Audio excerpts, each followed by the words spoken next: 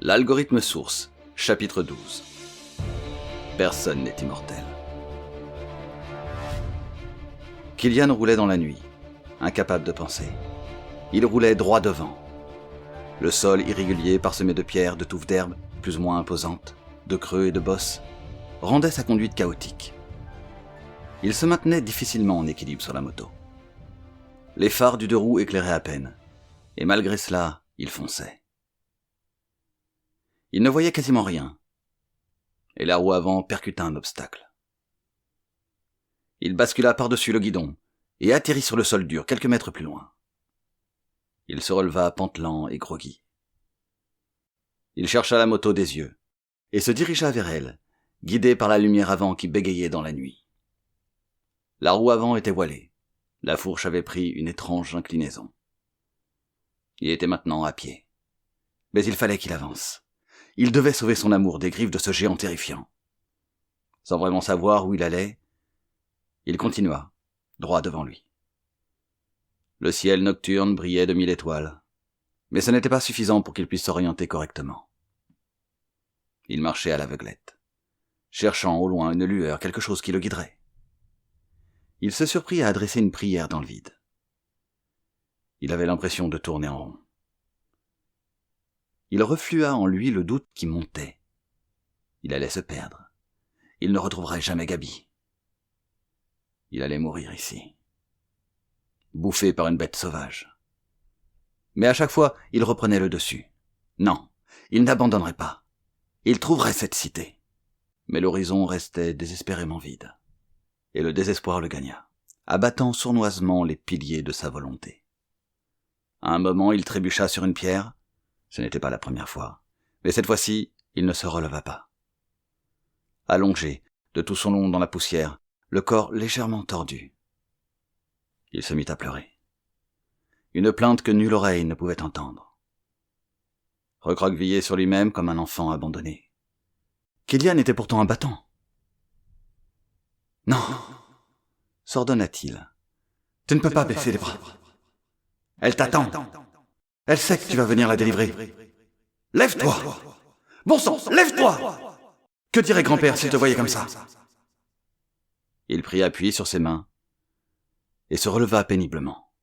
Il regarda loin devant lui, aussi loin que la nuit le permettait. Puis il tourna la tête vers l'endroit d'où il venait et se rendit compte qu'il serait incapable de retrouver son chemin vers le village dans la forêt. Il était perdu, au milieu de nulle part, inutile, incapable de sauver celle qu'il aimait. Il se remit à pleurer. Aucun son ne sortit de sa bouche cette fois-ci.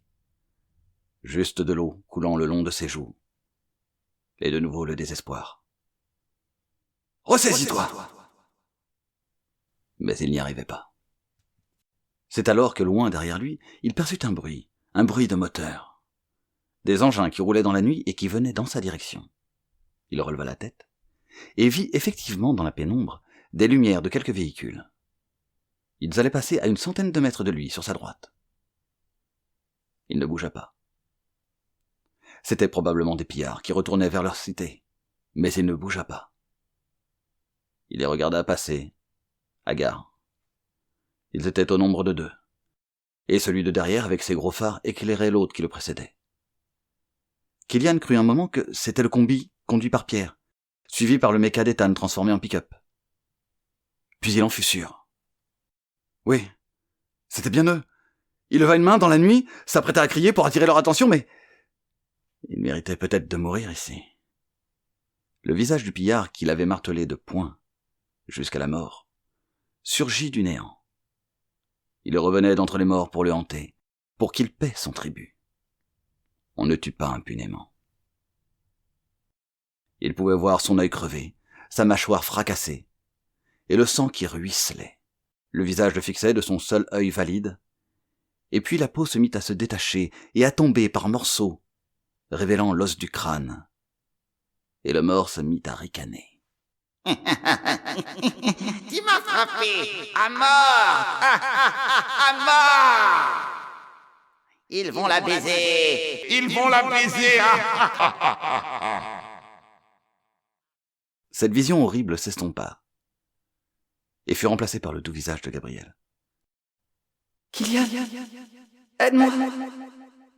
Pierre et Ethan étaient en train de s'éloigner, sans savoir qu'il passait à quelques mètres de lui. Et la colère le gagna. Une colère dirigée contre lui-même. Il avait failli abandonner. Alors il hurla. « Oh ! Oh, je suis là ! Pierre ! Ethan ! Oh, je suis là !» Il se mit à courir dans leur direction, tout en continuant de crier. Les deux véhicules continuaient leur chemin. Il ne l'avait pas entendu. Kylian s'époumonna jusqu'à l'asphyxie. « Non ! Partez pas !» Soudain, alors que ce nouvel espoir s'éloignait de lui, le pick-up pila net. Le combi ralentit et fit demi-tour. Les deux véhicules s'orientèrent vers lui et il tomba à genoux. Pierre descendit du combi et se précipita vers lui. « Kylian, ça va ?» Le jeune homme haletait, tremblait, le corps en pleurs. Il se releva et se jeta dans les bras de Pierre, qui resta un moment surpris et incapable de bouger.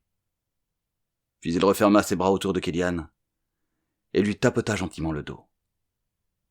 Il n'avait jamais eu d'enfant. Il espère bien en avoir un jour, mais là, avec Kylian si étonnamment fragile dans ses bras, un sentiment paternel l'envahit. « Ça va aller. Là, ça va aller. » Ils se détachèrent l'un de l'autre. Kylian essuya ses yeux et reprit contenance. « Merci. J'ai cru que tout était perdu. » Quand il monta dans le combi, il y trouva Marilyn, ainsi que 4 autres villageois. « Marilyn nous a tout raconté. Elle sait où trouver celui qui a enlevé Gabriel, » lui expliqua Pierre. « Les autres sont d'anciens militaires. Je te présente Louis Delpoirier, Gilles Diaca, Samouraï et La Bûche. Ils ont décidé de nous aider. Nous vivons depuis trop longtemps sous la tyrannie de ce monstre. » parla Marilyn. « Il est temps que cela cesse. » Les véhicules redémarrèrent, et Marilyn les guida pendant quelques kilomètres encore jusqu'à une maison en ruine. Ethan stoppa son méca roulant à côté du combi, en descendit, et serra la main de Kylian, avec force, comme un homme. Comme s'il comprenait ce qu'il venait de vivre, et qu'il le reconnaissait comme l'un des siens. Il faisait partie de ce club très fermé, de ceux qui avaient tué un homme, et qui garderaient au fond d'eux-mêmes pour toujours ce goût amer. Ils entrèrent dans le bâtiment en ruine. Ils étaient là pour planifier une attaque. Gilles, Sam, La Bûche et Louis étaient dans leur élément. Les 4 hommes étaient d'anciens militaires. Après la guerre, ils avaient voulu goûter une vie paisible dans le village de Mad-Hatta. Mais quand ils avaient compris que Noruldra rackettait le chef en contrepartie d'une paix relative, ils avaient décidé d'agir. Mad-Hatta leur avait demandé de ne rien faire qui puisse menacer ce pacte de non-agression unilatérale. Et ils avaient respecté sa volonté. Mais ils venaient régulièrement en repérage dans l'attente d'un jour comme celui-ci, qu'ils savaient devoir arriver tôt ou tard. Gilles, l'un des 4 militaires qui semblait être le stratège du groupe, traça dans la poussière un plan grossier de la ville qui se trouvait selon lui à moins de 2 kilomètres. Il leur expliqua qu'elle se situait en contrebas du plateau sur lequel il se trouvait, et qui se terminait par un mur abrupt. Elle s'était développée en contrebas sur les rives d'une rivière descendant des montagnes, et qui serpentait jusqu'à la grande mer du Sud à des kilomètres de là. La ville avait été quasiment rasée, mais un quartier, en plein milieu, avait échappé au désastre. C'était là que Noruldrar le Fort et son armée de pillards avaient élu domicile. Ce quartier était traversé par la seule route encore praticable, qui donnait accès à un pont permettant de rejoindre l'autre rive. C'était le seul pont, sur des kilomètres et des kilomètres. Un endroit stratégique, jalousement gardé et protégé par les pillards. Le plus gros des troupes de Noruldrar, et Noruldrar lui-même, vivait dans les bâtiments qui bordaient cette route, de l'entrée de la ville jusqu'au pont. Ils étaient là pour mettre un terme aux agissements de ce monstre sanguinaire. S'ils voulaient réussir leur coup de force et ainsi libérer Gabriel, ils auraient besoin des esclaves emprisonnés là-bas. Ceux-ci étaient enfermés la nuit dans des containers qui se trouvaient non loin des quais. À 2 maisons de là, dans une ancienne usine, il y avait l'une de leurs caches d'armes. Cette première phase serait assez facile, car les esclaves et la cache d'armes se situaient avant la route, derrière une série d'immeubles effondrés. Il faudrait agir en silence, sans coup de feu. Les prisonniers libérés et armés, ils passeraient à la seconde phase du plan. Les femmes étaient retenues captives dans un hôtel qui se trouvait en plein milieu de la ligne de bâtiments qui bordait la route. Il était impossible d'y entrer sans être vu.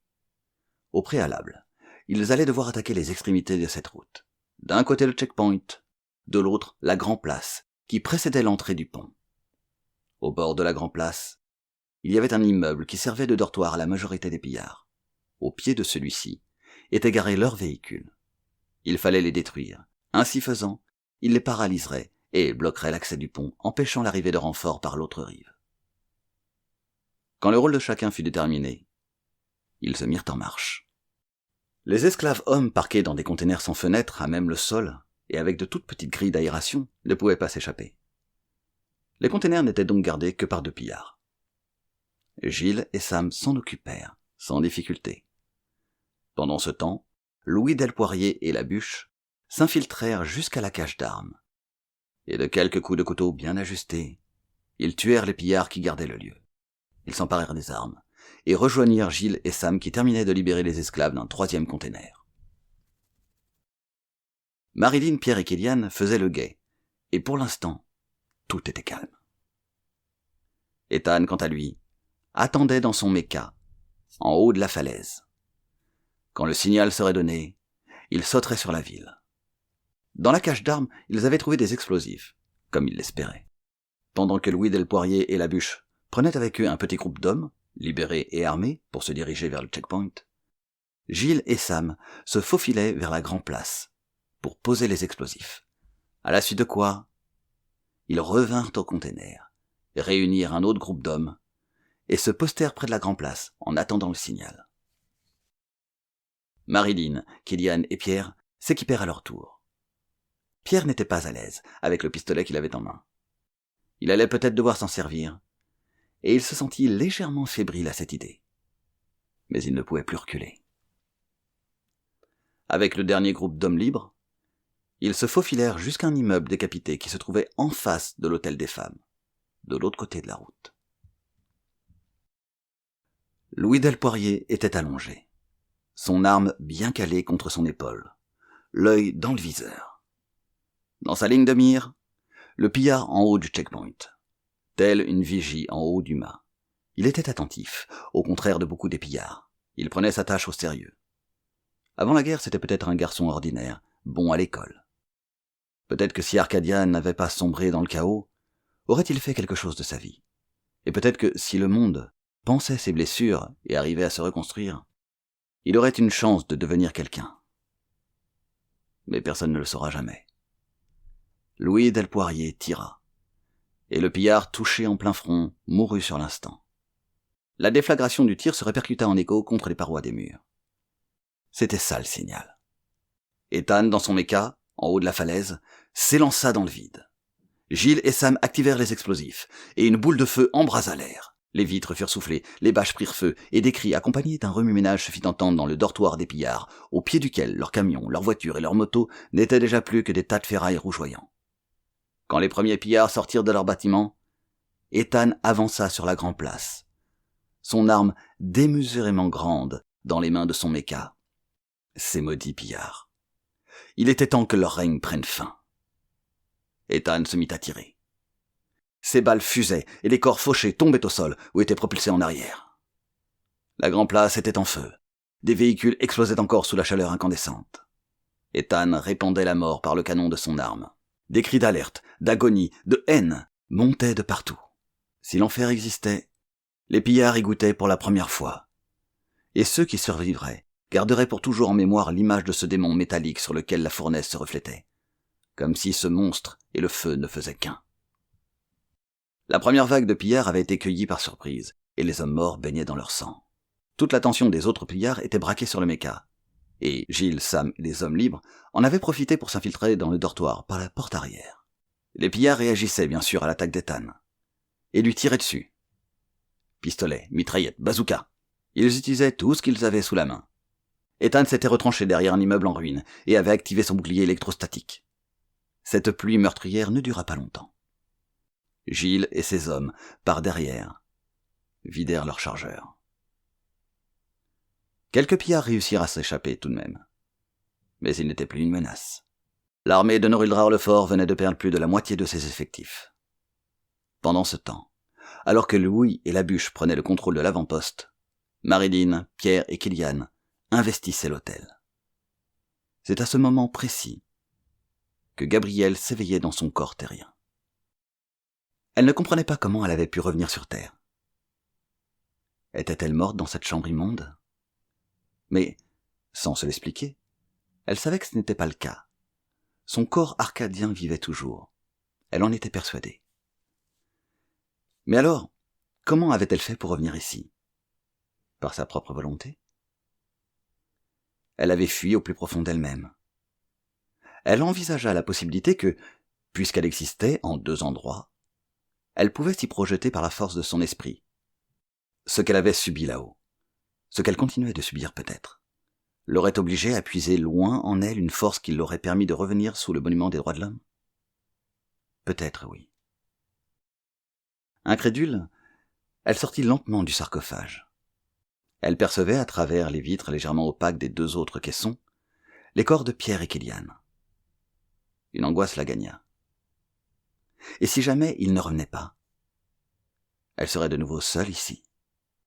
Elle chassa cette pensée et fit quelques pas. Un objet au sol attira son attention. C'était le pistolet de ce fou de franc-maçon Julian. Elle revoyait la scène. Lorsqu'il avait été frappé par le rayon bleu du robot observateur, son arme avait glissé au sol. Une idée lui traversa l'esprit, comme une intuition. Elle ramassa l'arme, vérifia le chargeur, et retourna à son sarcophage. Si elle avait pu voyager par elle-même jusqu'ici, elle pourrait peut-être faire de même dans l'autre sens. Et si elle serrait suffisamment fort l'arme, pourrait-elle l'amener avec elle, de l'autre côté ? Elle hésita. Voulait-elle vraiment retourner dans ce corps meurtri et humilié ? L'idée que ces monstres continuaient pendant qu'elle hésitait ici à s'acharner sur son corps inerte la dégoûta. Son regard s'attarda sur le corps flou de Kilian. Il viendrait la sauver. Elle pensa à cela comme une certitude, comme si un lien immatériel par-delà le temps et l'espace les reliait tous les deux. Elle regarda l'arme dans sa main et reprit place dans le sarcophage.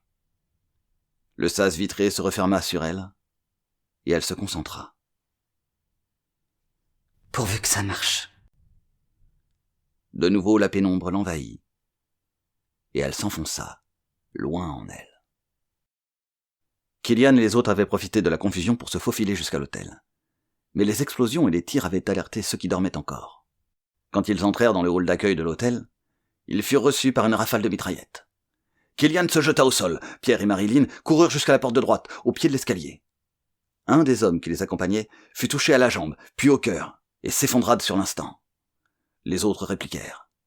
Le pillard qui avait tiré avait émergé de derrière le comptoir. Oh, il n'eut pas le temps de s'y cacher de nouveau. Une balle en pleine tête le propulsa contre le tableau des clés. D'autres pillards arrivèrent des pièces sur leur gauche, et du haut de l'escalier. Pierre passa une tête, et une balle le manqua de peu. Par instinct de survie, sans réfléchir, il leva son pistolet et tira. Le pillard, en haut de l'escalier, s'effondra, et roula jusqu'en bas des marches, aux pieds de Pierre, qui regardait l'homme mort avec horreur. Marilyn le poussa d'un coup d'épaule, et tua un autre pillard qui apparaissait en haut de l'escalier. « Ne réfléchissez pas !» lui ordonna-t-elle. « C'est vivre ou mourir maintenant. Vous devez tirer le premier !» Pierre hocha de la tête en déglutissant difficilement. Puis il serra plus fort la poignée de son pistolet, en regardant autour de lui, les pupilles dilatées par la peur. Kilian s'était relevé. Quand il s'était couché au sol, son arme avait glissé de ses mains. Il ne tenta pas de la récupérer, car elle était au beau milieu des échanges de tirs entre les hommes libres et les pillards venus des couloirs de gauche. Il courut jusqu'au comptoir pour se cacher. Le pillard qui avait ouvert le feu sur eux et qui avait maintenant un trou rouge au milieu du front, portait sur lui 2 couteaux. Kilian s'en équipa et rejoignit à croupeton Pierre et Marilyn au pied de l'escalier. Dans le hall, les hommes libres repoussaient les pillards et les poursuivaient maintenant. Kilian monta les escaliers, suivi par Pierre et Marilyn. Armé de ces 2 couteaux, il ressemblait à son personnage dans World of Arch, un assassin de l'ombre. Il s'y assimila encore plus quand, arrivant sur le palier, Un pillard, caché derrière une colonne, tenta de le frapper à la tête. Kilian passa sous l'attaque en faisant une roulade, et en se rétablissant, il sectionna les tendons des genoux de son assaillant, et le poussa dans l'escalier. L'homme se fracassa la nuque. Pierre croisa le regard de Kilian, froid et déterminé. Mais derrière, il vit aussi la peur. La peur de perdre son humanité. Mais il n'avait pas le choix. Tirer le premier. Vivre ou mourir. Du bruit dans le couloir sur leur gauche attira leur attention. Un pillard sortait d'une pièce en tenant une femme noire devant lui pour s'en servir de bouclier humain. La pauvre avait le visage tuméfié. Elle était à moitié nue. Le pillard tenait un couteau pointé contre son sein gauche. Il ouvrit la bouche pour leur ordonner de le laisser passer, mais Marilyn leva son arme et lui logea une balle en plein dans l'œil. « Espèce d'ordure !» cracha-t-elle. La femme noire s'écroula au sol. Marilyn se porta à son secours. Pierre retira sa veste et la lui tendit pour qu'elle se couvre. « Où sont les autres femmes ?» lui demanda-t-elle. Elle pointa son doigt vers le 2e étage, en indiquant à droite de l'escalier. Kilian se précipita. « Attends-nous !» lança Pierre, mais Kilian était déjà presque en haut des marches. En haut, un tir le manqua. 2 hommes étaient en poste devant une porte. Kilian se précipita vers eux. L'espace d'une fraction de seconde, il se dit qu'il se mouvait comme Kilam. Sans savoir comment il avait fait, il se retrouva derrière les 2 pillards. Ceux-ci se retournèrent vers lui estomaqués. Le plus près, en se retournant, se planta lui-même sur les couteaux de Kilian. L'autre leva son arme. Mais il y eut une détonation, et il s'écroula. Sur le palier, Pierre tenait son pistolet encore fumant dans les mains. Tirer le premier. Vivre ou mourir. Marilyn arriva à son tour avec la femme qu'elle avait sauvée. Celle-ci leur indiqua la porte devant laquelle Kilian se tenait. Il la déverrouilla et entra. À l'intérieur, des femmes. Il chercha Gabrielle et ne la vit pas. Tataya se leva. « Vous cherchez votre ami, les yeux dorés ?»« Oui, répondit-il affolé. Dépêchez-vous, ils l'ont emmené au fond du couloir. » Kilian sortit en trombe. Gabrielle flottait. Cette sensation lui était familière. Son esprit s'étirait à l'infini dans toutes les directions.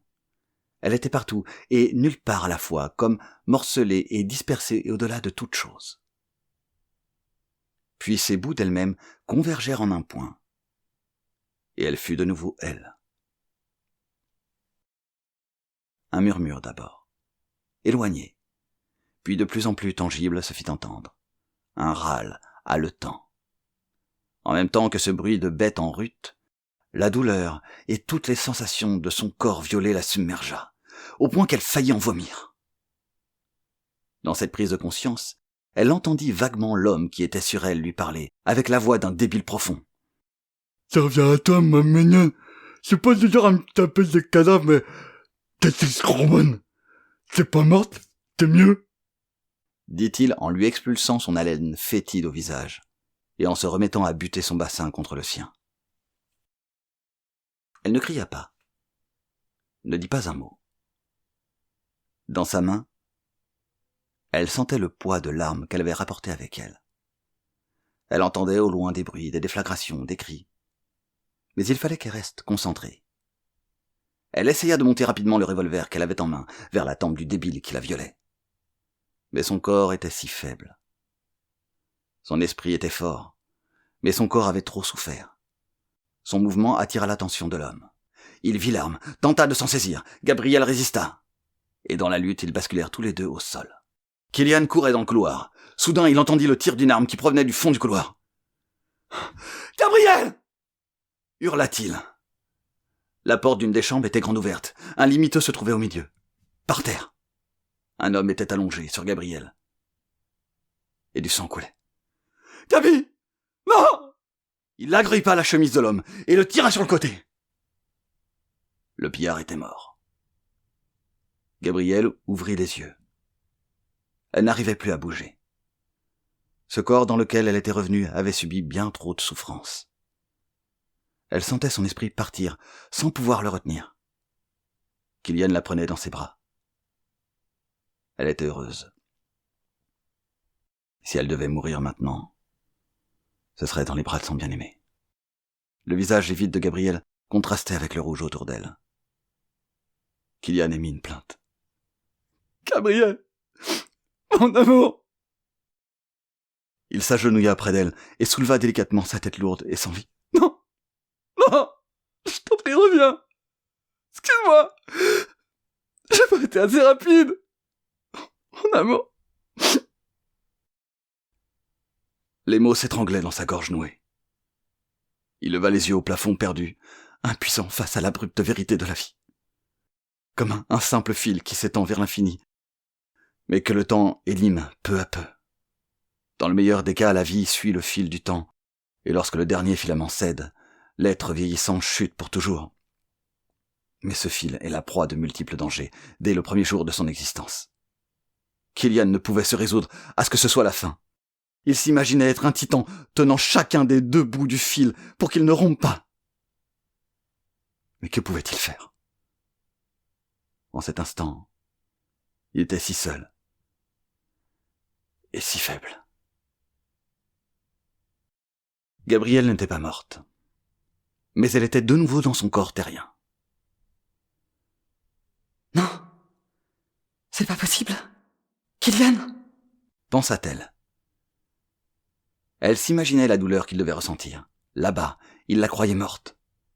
Mais pourquoi était-elle revenue ici? La réponse lui vint comme une évidence. Son corps là-bas se mourait. Elle comprit que si elle y retournait, elle risquait de vraiment mourir cette fois-ci. Mais si elle n'y retournait pas, elle serait coincée ici pour toujours, sans Kylian. Il n'y avait plus personne dans l'oasis pour lui créer un nouveau corps. Il fallait qu'elle retourne dans celui qui se mourait. C'était son seul pont entre les deux mondes. Alors elle ferma les yeux et se projeta une nouvelle fois vers le monde d'Ethan. « Laissez-moi vivre quelques minutes de plus. Que je l'embrasse une dernière fois. » Le vacarme du conflit s'était tu. Les femmes libérées s'étaient attroupées devant la porte qui donnait sur la pièce où Kylian étreignait avec peine le corps inerte de Gabrielle. Il reposa délicatement sa tête sur le sol, enleva son propre t-shirt pour recouvrir de sa mante le corps dénudé de sa bien-aimée. Il se pencha, embrassa les lèvres encore tièdes de Gabrielle, puis se releva. C'est alors que sous les paupières closes de la belle au visage livide, une lumière brilla. Ses doigts se mirent à bouger, puis ses yeux s'ouvrirent. Kylian se jeta à genoux à côté d'elle. Il la prit dans ses bras. Les femmes autour avaient aperçu le prodige. Elles se mirent à chanter dans leur langue, un chant qui glorifiait le divin et sa clémence, qui parlait d'être élu revenu d'entre les morts pour apporter la paix. La nouvelle se répandit comme une traînée de poudre. Dehors, les pillards avaient perdu. Norilrar le fort était arrivé avec sa garnison approchée et avait failli renverser la situation. Mais Ethan était apparu dans son mecha. Il s'était emparé du tyran. Celui-ci, prisonnier des deux mains robotiques qui le broyaient petit à petit, avait ri. Tuez-moi ici si vous voulez. Bientôt je serai immortel, dit-il, croyant que le gouverneur respecterait sa parole. Ethan avait serré les mains de son colosse robotique, et dans un horrible bruit, il avait broyé Norilrar le fort. Ceci avait sonné le coup de fin de l'assaut. Les pillards, privés de leur chef, baissèrent les armes. Alors que les rôles s'inversaient et que les anciens esclaves enfermaient les pillards survivants dans les containers, Ethan trouva le bureau de Norilrar. Alors qu'il fouillait dans la pièce, il entendit une voix provenir d'un appareil. « Norilrar, ici le gouverneur. Norilrar, répondez-moi. Avez-vous repris le contrôle ?» Ethan prit l'appareil en main. « Gouverneur de Vaillancourt ? Qui êtes-vous ? Je suis celui qui va vous tuer. » Vous ne pouvez rien contre moi. Je suis immortel. » Oh, détrompez-vous. Je sais où se trouve votre base secrète, l'ancien volcan. Le silence du gouverneur prouva qu'il avait vu juste. J'étais dans l'oasis. J'ai trouvé les documents. Je sais ce que vous avez fait. Entendez-moi bien, gouverneur de Vaillancourt. Personne n'est immortel.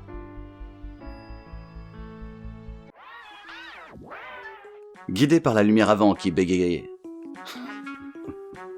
Je bégaye. Oui, celui qui a inventé... Ah, putain de ta mère. Mer du Sud à des kilomètres de là.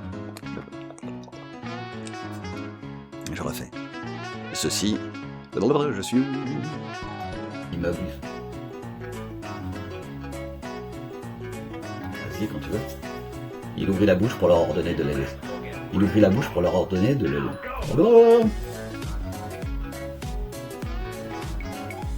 Il ouvrit la bouche pour leur ordonner de leur...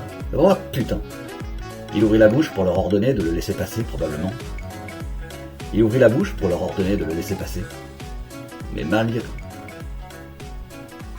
Il ouvrit la bouche pour leur ordonner de les laisser passer. En un mot.